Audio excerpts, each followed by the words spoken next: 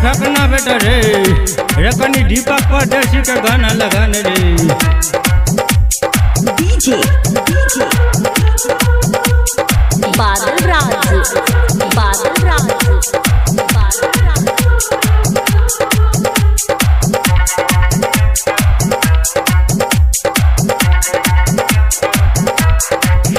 ना तो एलही तू बंगाल से गे कनी छुए देना गोरे गोरे गाल के गे। अच्छा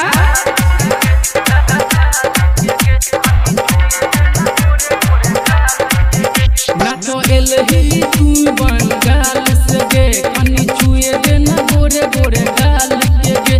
नोट 500 के लके घोड़ी में तोरा को चार दे बहुगे।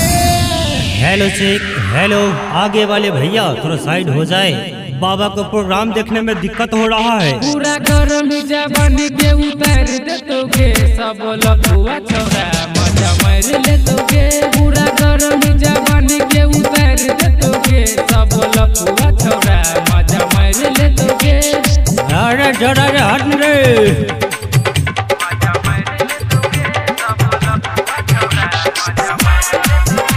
ऐसे ना बोला।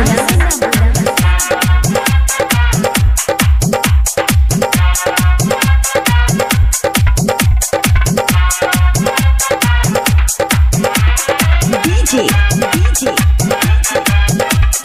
बादल राज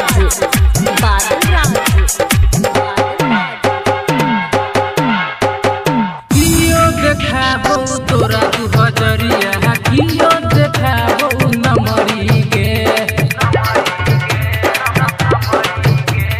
तू हमरा से अपना प्यार करे लगा। कियो देखाबो तोरा तू हजरिया कियो देखाबो नमरी के। क्या मंडल जी के बेटा कने उठाबै ने घगरी के।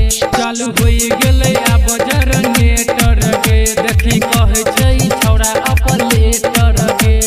मूड छै बिगड़ल तोरा स्टेज पर बजाई दे दोगे।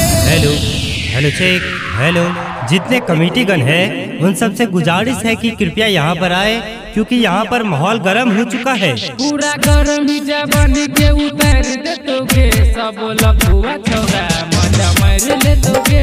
पूरा गरम जवान के उतार देतोगे सब लखुआ छोरा मजा मार लेतोगे।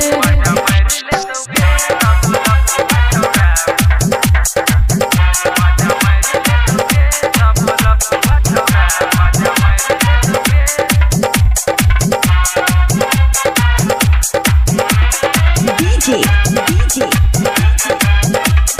बादल राज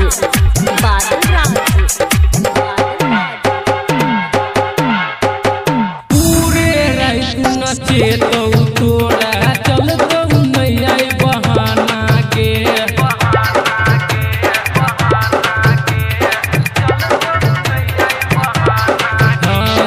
पूरे रात नचे तो तोरा चलतो नहीं आई बहाना के। नाच तोहर गे देखै खातिर कल छो पुलिस थाना के। 12 दीपक ढोली पर लाइट के ढीला भज तो जवानी टाइट के। कहो तुम्हें सब जला तोरा चक्कर में हो जेतै माई रे।